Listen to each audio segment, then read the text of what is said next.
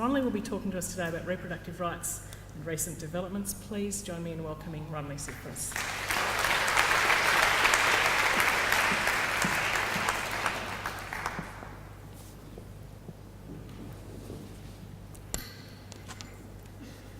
Good afternoon, everybody. I want to spend the next 20 minutes, as Melissa just said, talking about recent developments in reproductive rights in Australia. Reproductive rights, as you all know, is a topic which tends to get many people's juices flowing or blood boiling, as the case may be. And in the past year or so, there have been a number of developments in this sphere in Australia. For example, RU486, the drug required for a medical as opposed to a surgical abortion, was included in the Pharmaceutical Benefits Scheme, the PBS. 2013 saw the release of Senate committee reports on the involuntary sterilisation of people with disabilities and intersex people in Australia.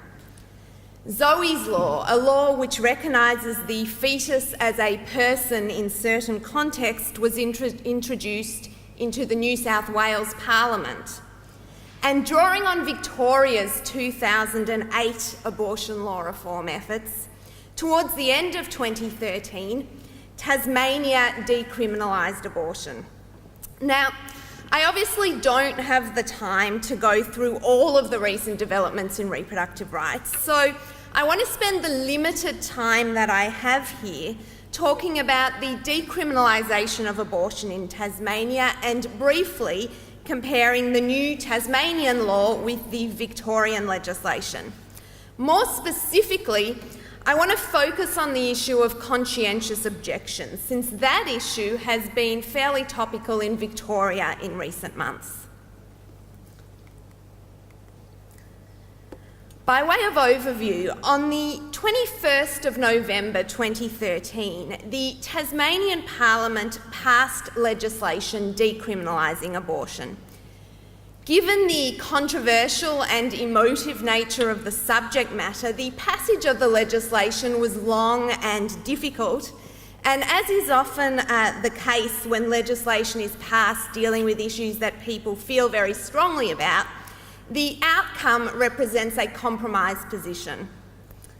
Significantly, like the 2008 law which decriminalised abortion in Victoria, the new Tasmanian law removes the crime of abortion from the criminal code. It introduces a new framework which regulates abortion as a health issue rather than a matter for the criminal law. The Tasmanian legislation allows abortion on request up to 16 weeks gestation. I should note that in Victoria, abortion on request is allowed up to 24 weeks gestation. So that's one key difference between the Victorian and Tasmanian laws. After 16 weeks gestation, a pregnancy may be terminated if two medical practitioners agree that the pregnancy poses a risk to the woman's health. In addition, the law imposes a duty to terminate a pregnancy where necessary to save the life of a pregnant woman. Many of you will remember that this specific issue was propelled into the global spotlight in October 2012 when a 31-year-old dentist who was 17 weeks pregnant turned up at a hospital in Ireland. Despite the fact that she was having a miscarriage and that the fetus had no chance of survival, the hospital refused to terminate the pregnancy while a fetal heartbeat remained. By the time the abortion was eventually performed, days after she presented to the hospital, she had contracted septicemia and died as a result. So this tragedy demonstrates that in the year 2012, it was possible for a woman to walk into a first world hospital in Western Europe, no less, and be denied a potentially life-saving abortion. It demonstrates the importance of the provision in the Tasmanian legislation which requires a doctor to perform an abortion where necessary to save a woman's life. The Tasmanian legislation also allows doctors with a conscientious objection to refuse to perform an abortion unless it is necessary to save a woman's life. I want to come back to this issue in a minute and talk about it in more detail because, as I mentioned a few moments ago, this is an issue which has been the subject of much discussion in Victoria recently. A particularly unique component of the Tasmanian legislation concerns the introduction of access zones. Access zones are sometimes referred to as buffer zones or bubble zones because they create a bubble around an abortion clinic within which no protesting can take place. This section of the Tasmanian legislation prevents protesters from harassing women within 150 metres of a clinic which provides abortion services. It is the first of its kind in Australia. Those who objected to this provision did so on two main grounds. The first being that the provision is unnecessary because the Police Offences Act already gives police sufficient powers to deal with protesters. But perhaps more interesting from a human rights perspective was the second main ground on which this provision was opposed, that being that it infringes on the protesters' right to free speech. It should be noted that in Australia, unlike the US, for example, there is no constitutionally entrenched right to free speech. However, the High Court has recognised what has become known as an implied freedom of political communication in our Constitution. This is essentially a much, much narrower version of a right to free speech. At the time when the Tasmanian law was passed, there were murmurings of the possibility of a High Court challenge on the basis that the access zones infringe the implied freedom of political communication. So that is potentially a space to watch. The Victorian Act does not provide for access zones, despite the fact that in Victoria there have been incidents in which protesters have engaged in quite aggressive behaviour, particularly outside the East Melbourne Fertility Control Clinic, where a security guard was fatally shot a number of years ago. So that is the general overview of the Tasmanian law. I now want to take a closer look at the issue of conscientious objection, which has proven to be so controversial in both Tasmania and Victoria. But before I do, I want to make a brief comment about the meaning of conscience in this context. When we talk about conscience in the context of abortion, people tend to automatically jump to thinking about conscientious objection. But as former Health Services Commissioner Beth Wilson has pointed out, there are many doctors who perform terminations for reasons of conscience because they believe that it's the right thing to do to safeguard women's health and well-being. When Dr. Bertram Weiner opened the fertility control clinic in East Melbourne in 1972, the first of its kind in Australia, he did so for reasons of conscience because he had seen too many women suffer at the hands of so-called backyard abortionists. So doctors may decide to participate in terminations for reasons of conscience, and this may be referred to as conscientious commitment. And they may also possess a conscientious objection to participating in such terminations. It is clear that many doctors who conscientiously object to abortions possess a sincere, deeply held belief in the immorality of abortion. And in a society which purports to respect freedom of religion and freedom of conscience, this view should be respected. This was the position taken by both the Tasmanian and Victorian parliaments when they enacted provisions allowing doctors with such a conscientious objection to refuse to participate in abortions except in an emergency situation. But it was not the provisions allowing doctors to refuse to participate in abortions which caused the real controversy. The real controversy has stemmed from the parts of the legislation which impose what has become known as an obligation to refer.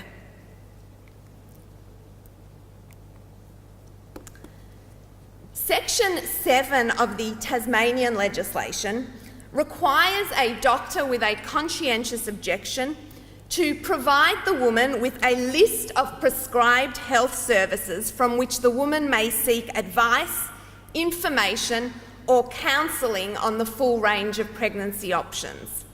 In other words, if a doctor has a conscientious objection to abortion and a pregnant woman walks into his or her office and wants to talk about her options, the doctor must provide her with a list of health services like Family Planning Tasmania or the Hobart Women's Health Centre, where that woman can go to get advice on all of her options. The woman will then be in a position to decide, with all of the information at her disposal, whether or not to continue with the pregnancy.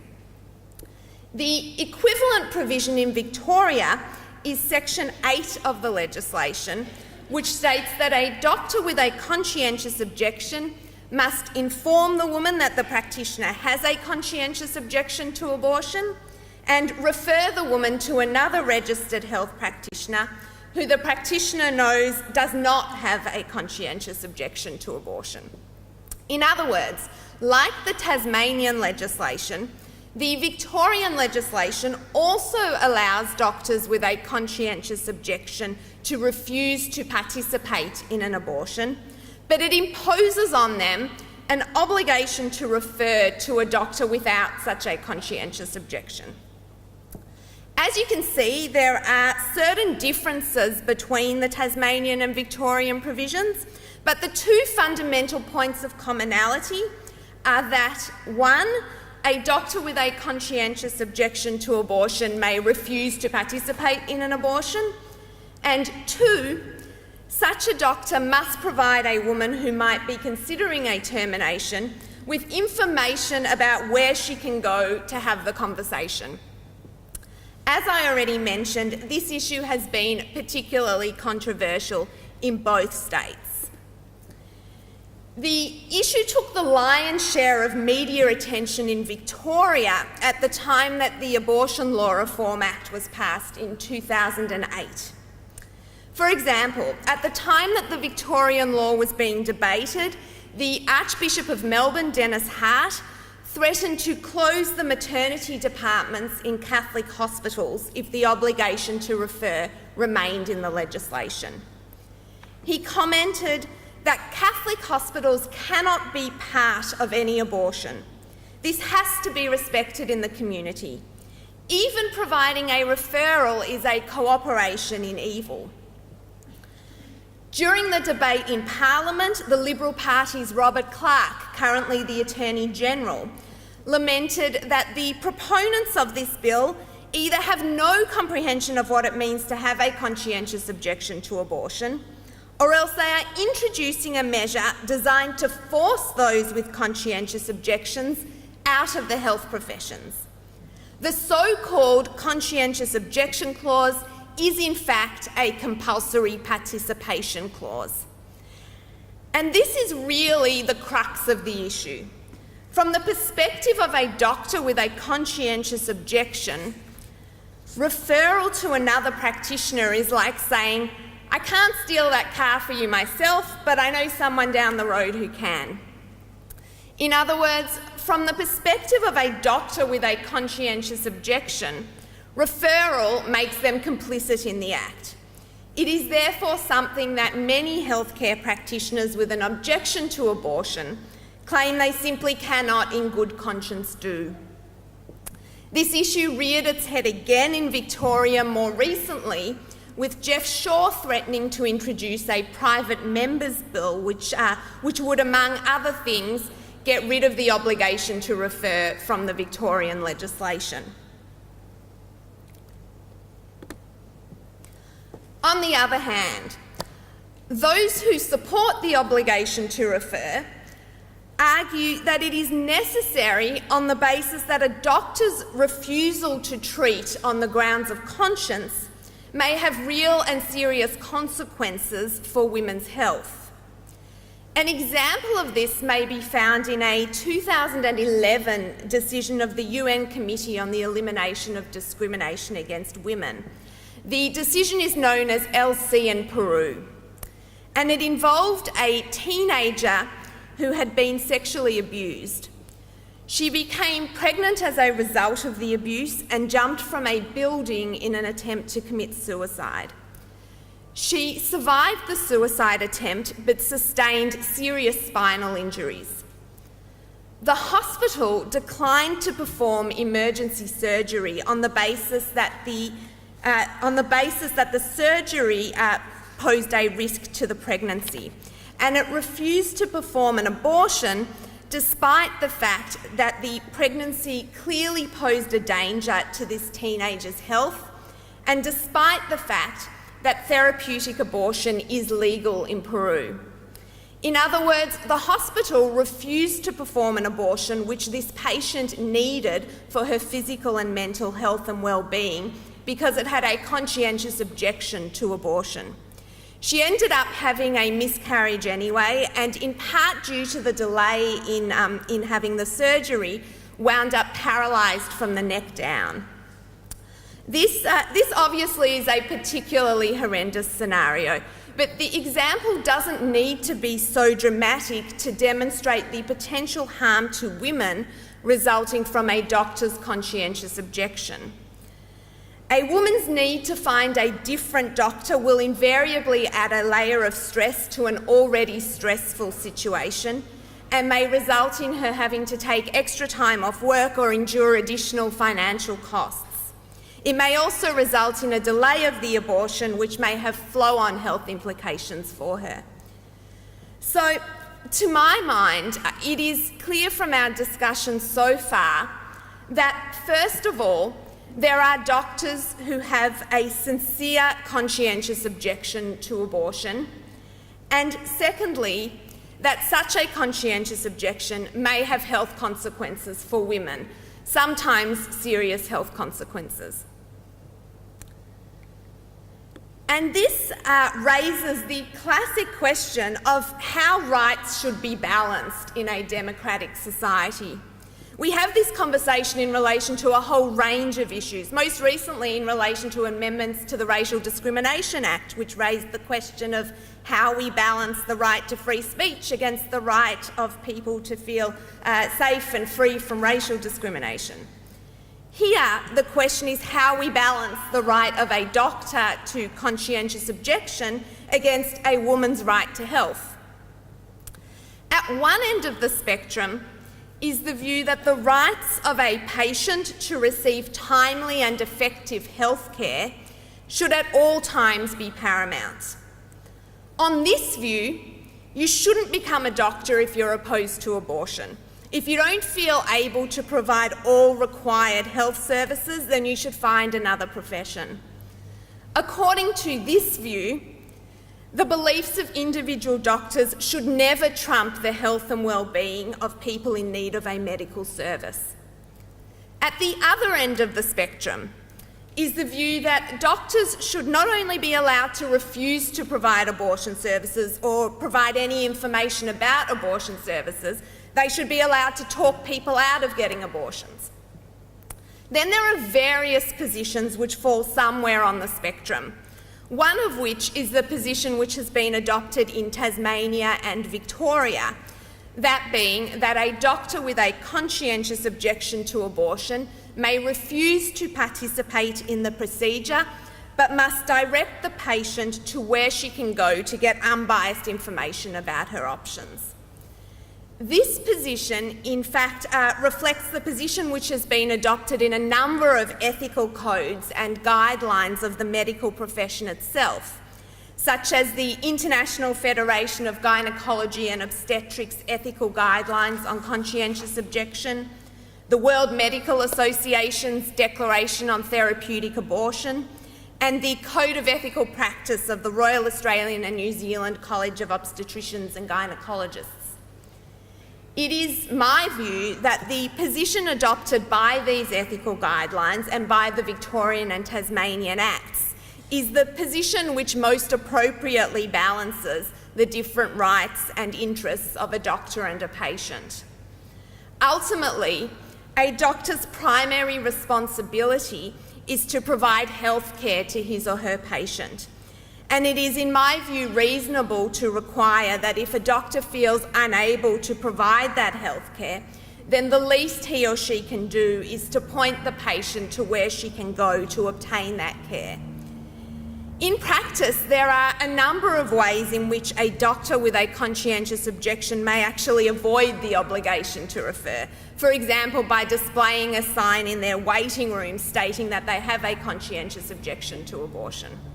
But it seems to me to be quite problematic for a doctor to actively turn away a vulnerable patient in need of care, refusing to provide her with an alternative source of help, and thereby exacerbating an already stressful and challenging situation with potentially serious health consequences. Thank you.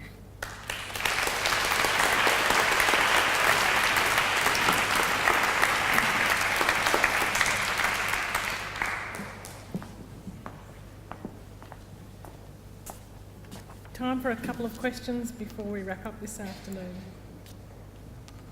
Yes, in the green in the centre there. Just hold on for the mic and then we can hear you properly. You'll be aware of the International Convention on the Rights of the Child. In its preamble, it states the child, by reason of his physical and mental immaturity, needs special safeguards and care, including appropriate legal protection before as well as after birth. And it's further expanded in Section 4. You seem to be suggesting that there should be no legal protection at all for the unborn child. So are you suggesting that Australia remove its signature or ratification of the International Convention on the Rights of the Child?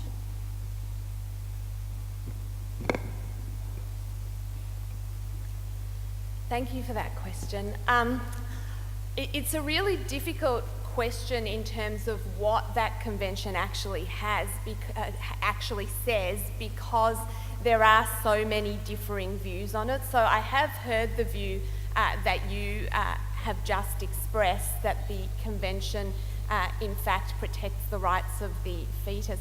My personal view, and a view which is expressed also very widely, is that in fact the intention of the Convention on the Rights of the Child was not to protect the rights of the fetus as such, and certainly not to prevent individual countries from enacting laws which allow women to access terminations. And in fact, within the international human rights paradigm in general, there have been a number of comments by various bodies, like I can think more recently the Human Rights Committee itself, which handed down a decision, again relating to Peru, where it found that Peru was in violation of the article of the ICCPR which prohibits torture and cruel, inhuman and degrading treatment, because it wouldn't allow a woman to access abortion. So my personal view is that the position in international human rights law generally, while really quite muddy, it's certainly not crystal clear, does seem to be leaning towards a view which protects the rights of the woman in terms of the woman's right to health, right to privacy, right to be free from discrimination, right to life, right to be free from cruel, inhuman or degrading treatment, and that the right to terminate a pregnancy is in fact being viewed as falling within those very well established human rights norms. Yes, Indira. Thank you. Yep. Just a question about the Tasmanian law, Ronli. And I'm not a medical practitioner, but I'm hoping that there are guidelines or some definitions about what constitutes an emergency when a conscientious objection wouldn't apply. Thank you. So I'm really pleased you asked that question, because it raises a real difficulty in that it is actually potentially a way out for doctors, in the sense that because until a woman actually dies, it may not be clear that she is for sure going to die, doctors can always turn around and say, well, we didn't actually realise that the pregnancy posed a danger to the woman's life, and so that's why we didn't perform the abortion. And so, to the best of my knowledge, there's actually not a way to very clearly crystallise something like that, because there are too many potential circumstances which could arise. But I mean, I would think certainly there are some circumstances where, you know, for example, in situations of preeclampsia and things like that, where there are clearly real dangers. I mean, ultimately, I think that sort of comes down to the integrity of the individual doctor, really.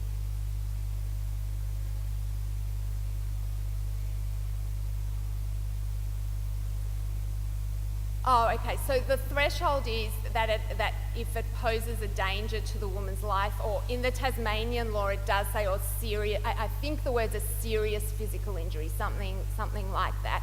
So yeah, you're right. It doesn't have to be death as such.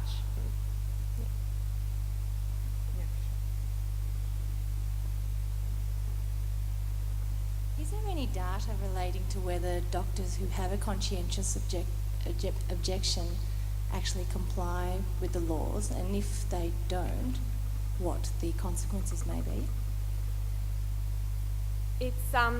It's very difficult to know exactly what the stats are in that respect, because the only way to know would be if every woman who was turned away actually reported that happening, and obviously that's just not the case. So there's no real way for us to actually know that. All right, thank you very much. If you can join me in thanking Ronli